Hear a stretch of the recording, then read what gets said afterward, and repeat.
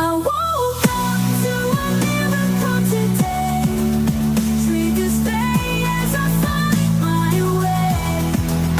No judgment to lead astray.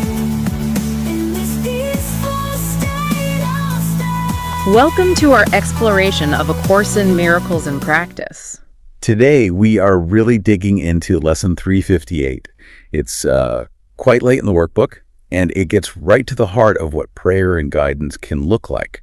It challenges, I think, some of our most basic ideas about how help shows up in our lives. The lesson makes this incredibly powerful claim right at the start, that no call to God, no real request for help is ever unheard. Or left unanswered. And this is the part that I think is so important, that the answer we get is the one we really want. Right, which sounds wonderful. But in practice, a lot of us notice this gap, a space between what we think we're asking for and what our mind is actually willing to receive. That gap is exactly what we want to talk about today. Yeah, that's our mission here, to explore what that gap means. Yeah. What does it mean to say you want an answer, but you're still trying to tell it what to look like? And what kind of willingness does it take to just let the content, the real answer, come through in whatever way it's recognized in the mind? This is where it all gets very practical. It does. And to make this really grounded, we have this amazing story from our producer, Allison, that we'll share a bit later. It's a really striking example of how this inner correction can show up using a very external, very personal symbol. It's a perfect illustration. It really is. And for you listening, if you're working with the Course, we would love to hear about your own experiences with this, with that gap. You can email us at ACIM@theworldharmonyproject.org. Okay, so let's get into the lesson itself. We'll read it now, slowly, just to let the words sink in. They really set the stage for everything we're going to explore. Lesson 358. No call to God can be unheard nor left unanswered. And of this I can be sure. His answer is the one I really want. You who remember what I really am alone, remember what I really want. You speak for God, and so you speak for me. And what you give me comes from God himself. Your voice, my Father, then is mine as well, and all I want is what you offer me in just the form you choose that it be mine. Let me remember all I do not know, and let my voice be still remembering. But let me not forget your love and care, keeping your promise to your Son in my awareness always. Let me not forget myself is nothing, but myself is all. That opening line is just, it's so strong. No call to God can be unheard nor left unanswered. The answer is already there. It already exists. The answer is what we actually want, which can be hard to believe when we're in the middle of a problem and we think we want something very different. Most of us were taught to think about prayer, this transactional external thing. You send out a request, and then you look around for a sign that it was received. And this lesson just completely turns that picture on its head. It does, with that one line. You speak for God, and so you speak for me. That's the foundation of it all. The shared mind. It places the answering voice right inside the same mind that asks the question. The voice for God is just the part of our own mind that hasn't forgotten the truth. And if that's true, then the call and the answer aren't separated by anything. Not time, not space. The second the call is made, which is really just the willingness to see things differently, the answer is already there. Because the answer is always just remembrance. Exactly, remembrance. So if the movement isn't external, if nothing has to travel from here to there, then the answer has to show up as a change inside the mind. A change in perception, or as the lesson calls it, remembrance. Right. We stop depending on the world to rearrange itself as our proof. We're looking for the veil of forgetfulness to lift inside our own minds. Which is where the mistake was made in the first place. The belief in separation, the pain, it's all an internal experience. And that's the core shift. If the problem is a misperception, this belief that I'm alone and vulnerable and separate, then the answer can't be just a rearrangement of my circumstances. The circumstances are just symbols. The answer has to be the correction of the interpretation, the restoration of the awareness that the separation was the illusion all along. So when we ask for help with, say, a money problem, The answer isn't necessarily a check in the mail. Right. The answer is the correction of the perception that makes us afraid of not having money in the first place. It's a change in what we value internally. We asked for relief from fear, and the answer is the recognition of our safety, no matter what the bank account looks like. And that's why the lesson can say it's the answer we really want, even if what we thought we wanted was the check. Precisely. The asking itself, the real call underneath the specifics, is always, I need peace, or this feeling of separation is painful. And the answer to separation is always unity. So that answer is just always available right there in the shared mind. It's delivered by the voice that speaks for that truth, which connects directly to that next part of the prayer. Let me remember all I do not know, and let my voice be still, remembering. Yeah. If the answer is already there inside our shared mind, then our only job is to stop arguing with it. Our own analysis and judgment and, our instructions for how the answer is supposed to look. That ego commentary is so persistent, isn't it? It's not just random thoughts, it's a whole narrative.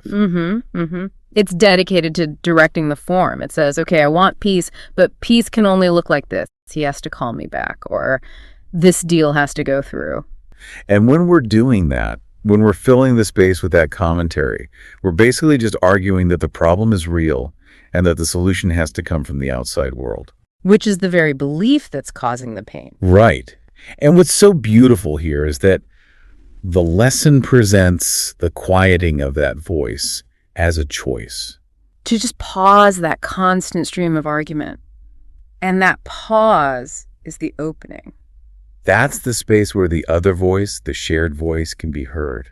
The one that already knows the truth of what we are. It's deciding to step back from being the author of your own rescue mission. And that is such an act of humility, isn't it? It's the ultimate act. It's the mind finally saying, you know what? My way isn't working. So I'm willing to consider that the solution has to come from somewhere beyond my personal limited view. That's the whole practice of remembering what we do not know. We don't know the way out of the illusion because our vision is limited by the illusion itself. That seems incredibly hard to do in practice, though, to really let go and say, I don't know, especially when the stakes feel high, your health, your family, your safety. It is hard. And that difficulty is what leads us right into this idea of the gap, because that's where the ego puts up its biggest fight. Okay, so let's go back to that line. His answer is the one I really want. When you really sit with that, you start to see that it doesn't mean the answer will feel comfortable or even familiar. Not to the part of you that asked the question, anyway. In fact, to that part of the mind, it can feel alien or even threatening at first. And there's the gap. That's it right there. The ego, that personal story we tell ourselves, it operates purely on fear and separation. It wants relief, but it wants relief without any real change in identity. Right. If I feel lonely, the ego's solution is for a specific person to come back into my life. It wants the symptom fixed. But it absolutely does not want to let go of the identity of being the person who was wronged or the person who is lonely and needs someone else to be okay. The ego wants the pain to be relieved, but the answer the Course describes removes the cause of the pain altogether. But the answer corrects the mind's whole idea of what safety is. It shows you that you're perfectly safe with or without the money. And that is completely unacceptable to the ego. Of course, because its whole world is built on fear and vulnerability. That has to be why so many of us, when we first start to receive these inner corrections, we initially push them away. Yeah, we're waiting for some kind of divine validation of our personal story. We want God to agree with us. Yes, you were right to be angry. Yes, you deserve that because you suffered so much. But the answer doesn't do that. It just quietly dissolves the self that was suffering. It doesn't attack it. It just shows an alternative where the struggle isn't necessary. And the recognition that, oh, this is what I really wanted, that doesn't usually happen in the moment. No, it often comes much later, after the mind stops arguing for its original fear-based request. And that process, that surrender, is all wrapped up in that choice to remember what I do not know. So giving up that role of being the manager of your own salvation, that is the real work. That's the surrender this lesson is talking about. We accept the limits of our own little mind. And we acknowledge that the solution to a problem that's rooted in a belief in separation can't possibly come from that same separated mind. The answer has to come from a different level of awareness. That takes us to the next big point, which is this really stubborn pull we all have toward focusing on a specific form. Yes, even when you've been practicing for a long time, that pull is still there. Oh, it's so strong. Intellectually, you can get it. You can understand that the answer is content, it's peace, it's forgiveness. But then a threat shows up, and the first reflex is to demand an external fix. Relief just feels like it should look like money in the bank, or a good report from the doctor, or a specific event happening out in the world.